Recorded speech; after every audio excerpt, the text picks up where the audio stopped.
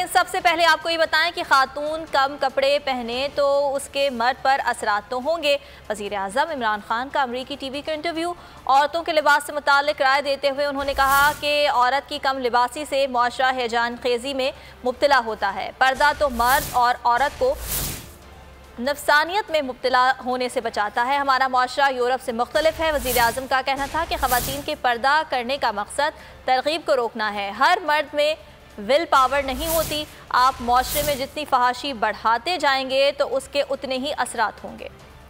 वज़ीर आज़म इमरान खान के ख़वातीन के लिबास के बारे में बयान पर सियासी ख़वातीन का रद्द अमल आने का सिलसिला जारी है। पाकिस्तान पीपल्स पार्टी के सेनेटर शहरी रहमान ने कहा कि किसी मर्द को यह हक नहीं कि वो ख़वातीन के खिलाफ जिनसी तशद्दुद और जराइम का इल्ज़ाम ख़वातीन या उनके लिबास पर आयद करे। वज़ीर आज़म के बयान पर इंतहाई अफसोस है। इमरान खान नहीं जानते कि ऐसा कहकर उन्होंने ख़वातीन पर जुल्म करने वालों को अपने जराइम के जवाब के लिए नया बयानिया फराहम किया है। वज़ीर आज़म का यह बयान इंतहाई गैर जिम्मेदाराना और काबिल मज़म्मत है। तर्जुमान नून लीग मरियम औरंगजेब ने कहा कि इमरान खान के इस बयान से दुनिया को उनकी बीमार और औरत से नफरत करने वाली जहनीत की झलक देखने को मिली। जिनसी ज्यादती की वजह ख़वातीन का कोई फैसला या इकदाम नहीं होता बल्कि मर्दों का घटिया और नापाक फैसला होता है। उन्होंने कहा कि औरत से नफरत करने वाला ये शख्स जिनसी ज्यादती करने वालों के साथ बच्चों से ज्यादती करने वालों और कातलों का दिफा भी कर सकता है। और कई सालों से कह रहा हूं, अफगान मसले का कोई अस्करी हल नहीं है। माजी में इस मामले पर पाकिस्तान से कई गलतियां सरजद हुई। अमरीकी दबाव में कबायली इलाके में फ़ौज भेजना संगीन गलती साबित हुई। अफगान जंग में सबसे ज़्यादा नुकसान पाकिस्तान को हुआ। अफगानिस्तान में अमन अमल के लिए हर मुमकिन मदद के लिए तैयार हैं। अब डू मोर चलेगा ना दबाव। तमाम फैसले सिर्फ पाकिस्तान के मफादात के तहत होंगे। अमरीकी अखबार में लिखे मजमून में भी कप्तान ने दोहरा दिया। अभी आपको ये बताएं कि ANP की वज़ीर आज़म के बयान की हिमायत ANP रहनुमा अमीर हैदर खान होती कहते हैं, खुदा न खास्ता अगर अफगानिस्तान दोबारा खाना जंगी की तरफ बढ़ा तो हालात इधर भी और उधर भी नुकसानदेह होंगे। अमेरिका को अड्डे ना देना बहुत अच्छा इकदाम है, लेकिन इस बात को यकीनी बनाया जाए कि सरहद पार दहशत गर्दों की आमद-ओ-रफ्त ना हो। कौमी असम्बली में इज़हार ख्याल करते हुए उनका कहना था कि अफगानिस्तान से अमरीकी अफवाज का इनखला और उसके बाद की पॉलिसी अहम मामला है। खबरों के सिलसिले को आगे बढ़ाते हैं। बलोचिस्तान हुकूमत और अपोजिशन में डेडलॉक बरकरार है। मुज़ाकरात का दूसरा दौर भी नाकाम हो गया। अपोजिशन अरकान ने हुकूमत से FIR वापस लेने का मुतालबा कर दिया।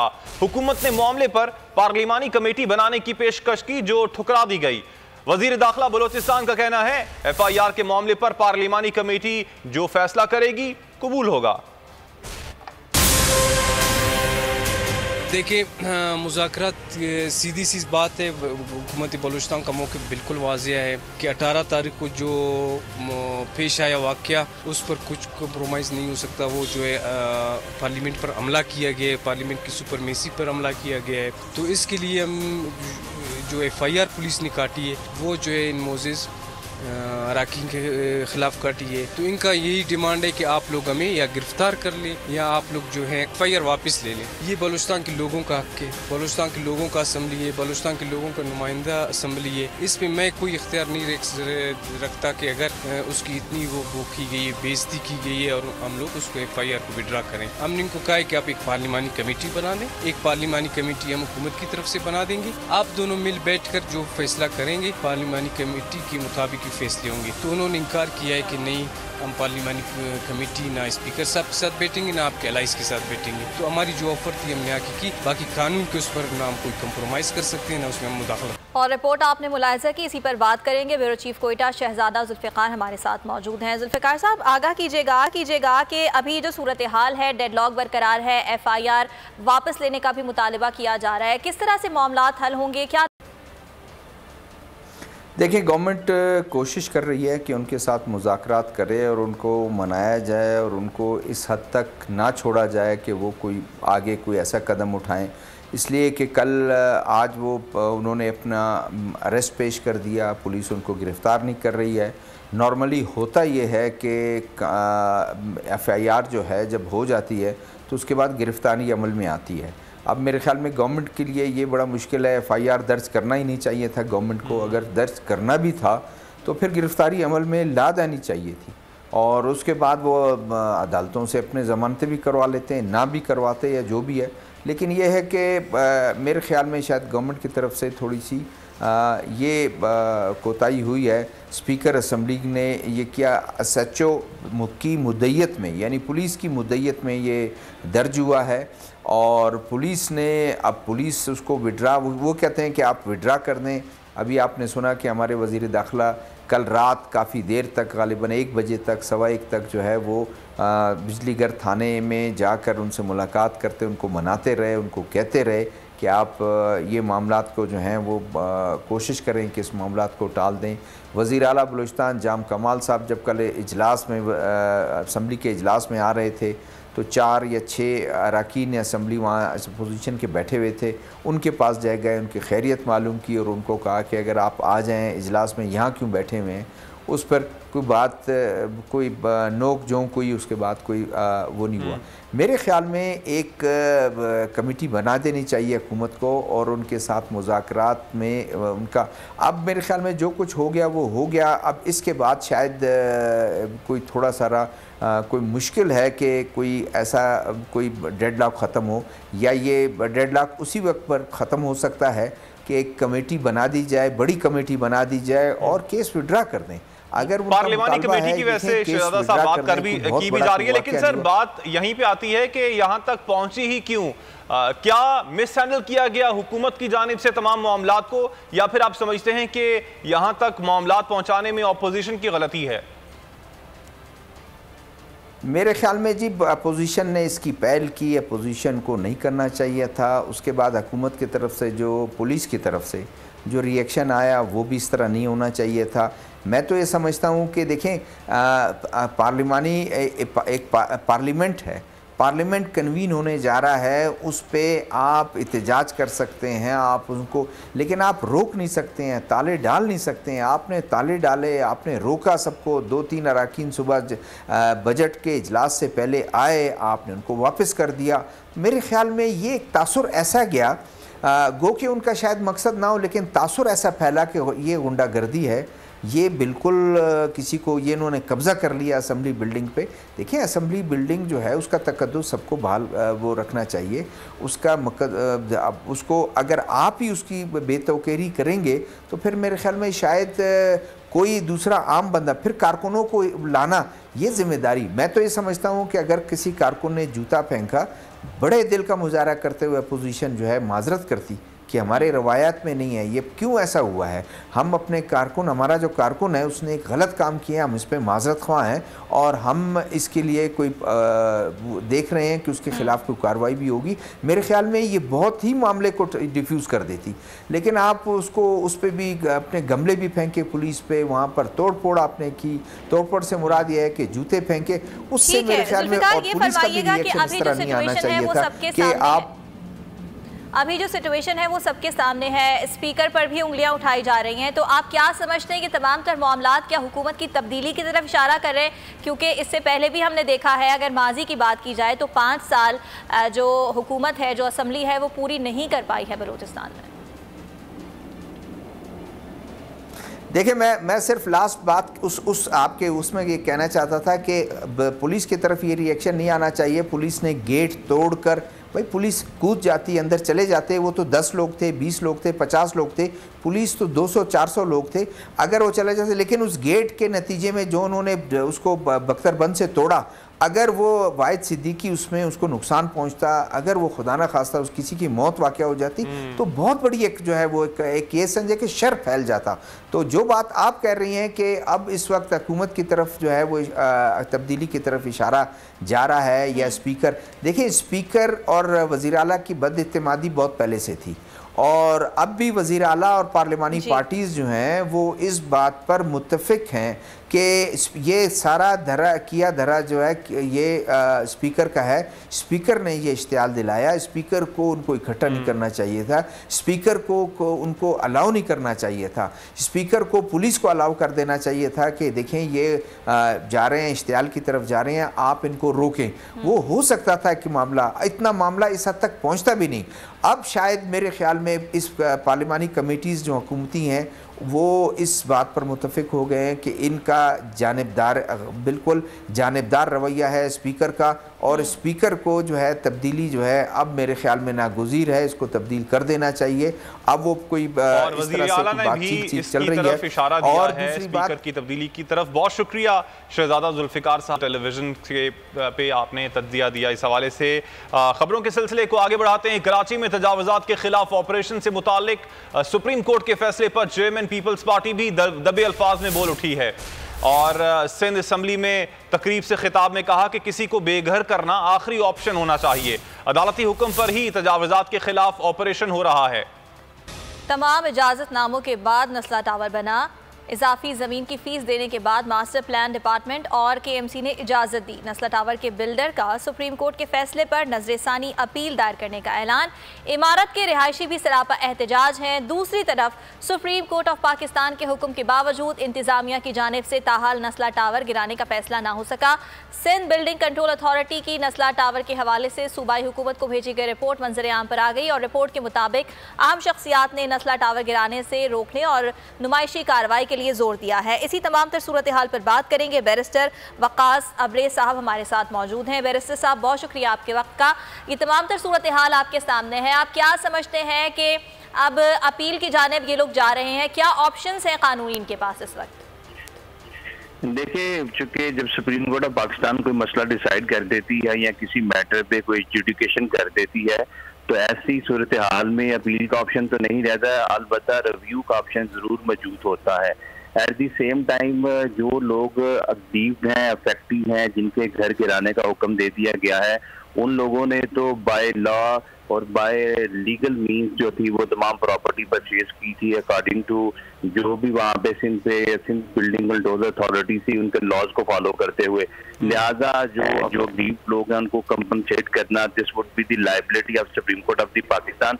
चूंकि सुप्रीम कोर्ट का काम डिस्पेंशन ऑफ जस्टिस है, इंसाफ की फराहमी है, लेकिन अगर किसी building Sindh control building authority या इनके DG, इनके डायरेक्टर्स या असिस्टेंट डायरेक्टर्स की किसी गफलत की वजह से या करप्ट प्रैक्टिसेस की वजह से या पैसे लेने की वजह से या इल गॉटन मनी की वजह से ये लोग अफेक्ट करेंगे, तो अल्टीमेटली जो इनके राइट्स इनफ्रिंज होंगे उनको कंपनसेट करना भी इंसाफ के तकाजों के हमाहंग होगा। यहाँ पे सुप्रीम कोर्ट ऑफ पाकिस्तान ने इंक्रोचमेंट को करने का हुक्म दिया है। This is very happy over, but at the same time in लोगों को अल्टरनेटिव जमीनें दी जाएं या इनको घर दिए जाएं या सिंध बिल्डिंग कंट्रोल अथॉरिटी को कंपनसेशन के तौर पे जितने भी ऑफिसर थे उनको, एक तो यहाँ पे जो बड़ी इंपॉर्टेंट बात है वो ये कि नैब हमेशा फवाद की घेरा तंग कर लेती है, आज चीमा की घेरा तंग कर लेती है, लेकिन असल जो 20-25 साल से ये नस्ला टावर की प्रॉब्लम है जिसमें अरबों रुपए की करप्शन के घपले होंगे। अच्छा बैरिस्टर साहब, ये भी बताइएगा कि नजरसानी अपील का ऑप्शन जो है वो किस हद तक वैलिड है और क्या कुछ रिलीफ मिल सकता है नजरसानी अपील में? देखिए, जो रिव्यू पिटीशन फाइल की जाती है उसका scope as compare to appeal जो है वो नैरो है, लिहाजा उसमें इस्तदा तो की जा सकती है, फिर एक दफा सुप्रीम कोर्ट का दरवाजा खटखटाया जा सकता है और उनसे रिक्वेस्ट की जा सकती है कि ये लोग जिनके पास अल्टरनेटिव मीन्स नहीं है, पूरी जिंदगी की जमा पूंजी लगा कर यहाँ पे बैठे हुए हैं, इन फैसले पर नजरसानी की जाए या इनको वक्ती तौर पर अल्टरनेटिव की जाए, जो कि मेरा नहीं है आगे सुप्रीम कोर्ट के किसी आर्डर से भी मुमकिन हो सकेगा। लिहाजा सुप्रीम कोर्ट ऑफ पाकिस्तान को एक दफा अपने फैसले को रिव्यू करने की जरूरत है, चूंकि असल जो कसूरवार हैं, जिम्मेदार हैं, अकाउंटेबल हैं, वो वहाँ के DGs हैं, डायरेक्टर्स हैं, असिस्टेंट डायरेक्टर्स हैं, और ये टेस्ट केस के तौर पे इस केस को लेना चाहिए ताकि बहुत सारी कराची के अंदर, पंजाब के अंदर, इस्लामाबाद के अंदर ऐसी स्कीम्स हैं जो कि वक्ती तौर पे जितनी भी हमारी गवर्नमेंटल अथॉरिटीज हैं वो अप्रूव कर देती हैं, करप्ट प्रैक्टिसेस नजर आती है, इल गॉटन मनी आती है अनफेयर गेन से लेके, लेकिन वहाँ पे किस्से हैं जो डिस्पर्ज होते हैं, जिन लोगों के राइट्स हैं वो आम पब्लिक के हैं, वो ऑर्डिनरी सिटीजन के हैं जो अपनी जिंदगी की सारी जमा। बैरिस्टर साहब साथ ही मौजूद रहेगा, चेयरमैन आबाद फयाज इलियास साहब भी हमारे साथ मौजूद हैं, उनसे भी बात करेंगे। फयाज साहब, इस तरह के जो प्रोजेक्ट्स बनाए जाते हैं, आप क्या समझते हैं ये प्रोजेक्ट्स बनाए ही क्यों जाते हैं, जब बनाने वाले को भी ये बात पता होती है कि इसमें कुछ ज़मीन गैर कानूनी है जहाँ पर जहाँ पर काम किया जा रहा है, बिल्डिंग्स बनाई जा रही हैं?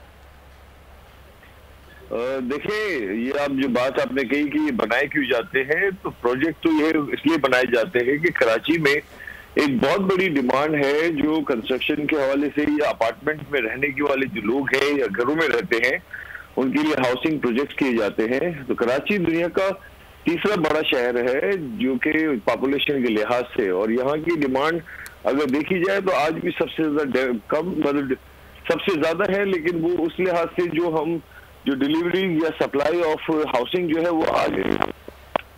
दूसरा ये आपने कहा कि जैसे कि ये जो यहाँ पे बनाने वाले जो है फ्रॉम द वेरी बिगिनिंग जो है वो पूरी तमाम इसकी स्क्रूटनी करते हैं, वेरिफिकेशन कराते हैं उन तमाम डॉक्यूमेंट्स को जो इनको डॉक्यूमेंट्स जहाँ जो कंसर्न डिपार्टमेंट जैसे बोर्ड ऑफ रेवेन्यू है या मास्टर प्लान है, अदरवाइज केएमसी है या कंसर्न जो भी डिपार्टमेंट लेसेस जो होते हैं उनके पास इनकी वेरिफिकेशन कराई जाती है और इसकी तमाम पब्लिकेशंस भी की जाती है कि इन केस ऑफ अगर कोई इसमें लिटिगेशन है या कोई कानूनी किस्म की कोई कमी पेशी है तो उसकी वेरिफिकेशन हो जाए।